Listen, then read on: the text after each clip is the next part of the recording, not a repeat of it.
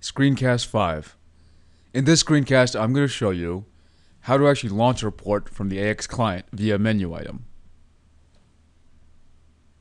Okay, so this is the same report, report 1 that I've been working on in my samples library.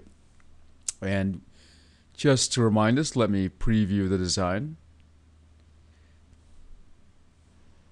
And I'll put a star there, and I'll show report. Okay? So, this is the Visual Studio preview experience, right? And what we really want to do, this is all fine, but what we really need to do is show this in the client, okay? Now, like almost everything else in AX, what you'll normally do in the client is you'll open up the AOT, and you'll create a menu item. And in this case, oops, I'm in the wrong place, menu item.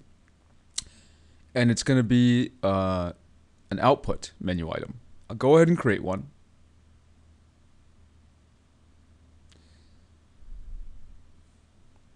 And where did it end up? There we go. And I'm going to just rename this to AAA demo menu item. Okay? And like everything else in AX, you're going to pick an object type and an object. Now, the object type is going to be, you'll notice there's form, report, job, class, query, and SQL report library. Report here means a MorphX or X++ report. Obviously, we're going to be picking a SQL report library report. Once we pick this, we'll have to select what kind of, or the specific object. Now, if you look here, you'll see all these names. And if we scroll down, let me see if I can get down to the bottom. Ledger. What you'll actually not see is that samples. You won't see this samples library, right? And why is that? And that's actually very simple. The samples report library, while it exists on disk for Visual Studio, is not actually in the AOT. It's not in AX. Okay, so it doesn't exist there. We need to put it there. How do we do that? Very simple. We'll go back to Visual Studio, and we'll can right-click, and on the project, sorry, I right-clicked on the solution a second ago. Right-click on the project, and we'll click Save to AOD. Okay? So if you look in the bottom left, it says Saving Project, Samples Library, and all its items to AOD succeeded. That means that this is now in AX. Okay, let's go back and let's see if we can find it. Go back here and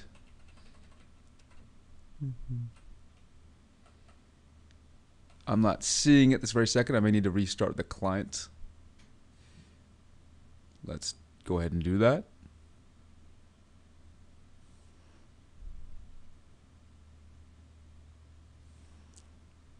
And we'll open up the AOT, and let's just verify first the report library is there, right? And yep, samples library is here. Fantastic. We'll go to menu items, back to output, go back to our demo menu item, right-click properties, and select object type. It's already selected the SQL report library report. And then we'll pick, oh, here it is, samples library dot report one dot auto design one. And that's actually interesting that you'll notice there are three components here. There's the library name dot the report model name dot the design name.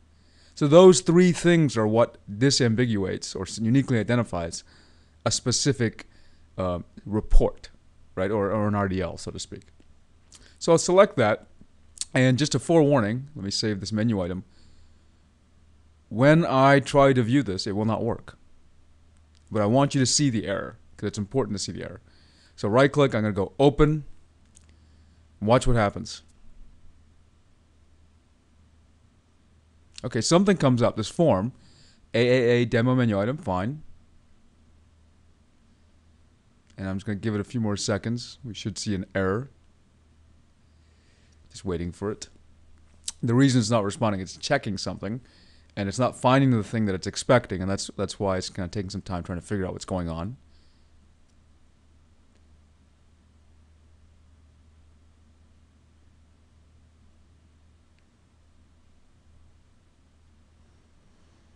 And sorry for the delay. I just want you to see this error message. Oops, there we go. And it says in the info log here, let me click on this, you can read it. It says SRS report view error ID 3. Cannot find report. Samples library.report1 RDesign on the server under the path /dynamics. This is maybe a little bit of a confusing message, and we need to parse this very carefully to understand. So samples library.report1.RDesign1 is obviously the unique identifier for the report, the RDL, and it says on the server under the path dynamics. Well, when it says server here, what it's referring to is not the AOS server, but the SSRS server. And the path dynamics is essentially the URL, part of the URL in SSRS. Okay, so let's close this.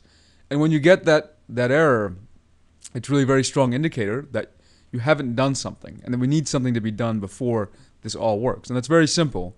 We need the report to actually be deployed to SSRS.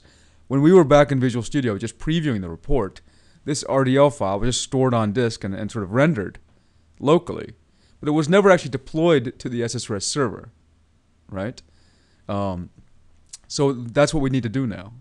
So last time we hit this and we said save to AOD, and it pushed the reports, all the artifacts, the RDLs, etc. The models, the voxel files to the AOD. We need to go down and click deploy, and this will push the RDL files. They'll be generated and pushed to the report server. Now, just to show you where that's going to go, I have a link to the SSRS report manager.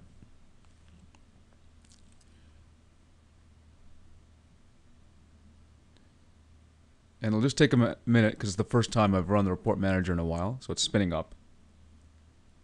Okay, so there is a folder called Dynamics. Let me go ahead and click on it.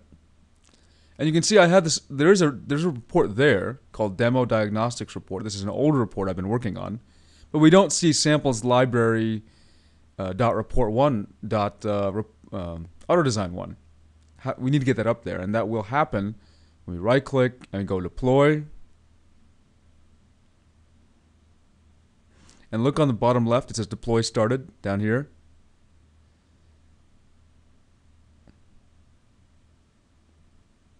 So I'm deploying this report library, which will create all the RDLs for each report model, for each for each design. Now it says deploy succeeded, right? And let's go back to report manager, and I'm just going to refresh. And what do you see here? Samples library.report1.AutoDesign1. Let's go ahead and there are these options here. I'm just going to click it. I'm not going to select any of those options. And let's just see what happens. I'll expand this window. If you're using report manager, you don't see the same exact UI. Maybe it looks a little bit different, the colors. Just again, be aware I'm using SQL Server 2008 R2. So that's why the colors look a little different here. And you see different UI options.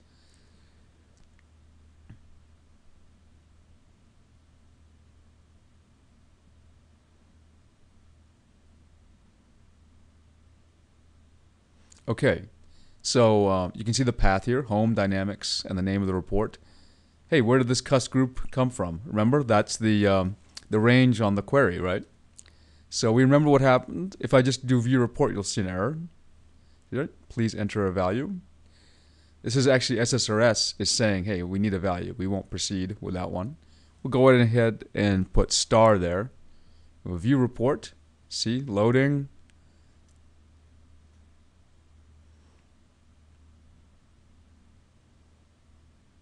Okay, and there it is. We can actually see the report, 2 pages, and I can go to the next page. Yeah, you'll see the rest of the customer groups there. Go back, and let's make sure filtering is working. I'll hit 10 and click View Report again. Yep, I just see the ones in customer group 10. Okay, so now we've validated that the report was in fact deployed and actually runs on the server. Okay, so I'll minimize Report Manager. We'll go back to AX, and now if I do open that menu item, this window comes up, and what do you see? That same UI. I'll put star here because it's waiting for that parameter, and I'll view report, and there you go. You'll see the report, and you'll notice this little arrow here, this little chevron. Actually minimize and maximize the parameters, right? So before I end the screencast, I want to tell you a little bit about what this piece of UI is. Okay, so this is actually a WinForm that is hosting the IE browser, right? And the web browser control, and it is essentially getting HTML back from the SSRS report server and rendering it inline. So this is essentially rendering a web page inside, right? And of course, you can use these options to export this as XML or PDF or whatever, right? Okay, so we've actually shown you now the very simple way for you to get a report designed and then shown in the client. And let's just go over the steps again. You create the report model, create a design, you deploy that library, so the design becomes an RDL file to the report server. You create a menu item, an action menu item, sorry, an output menu item, and then you bind to a report library. Let me bring up the UI here to show you.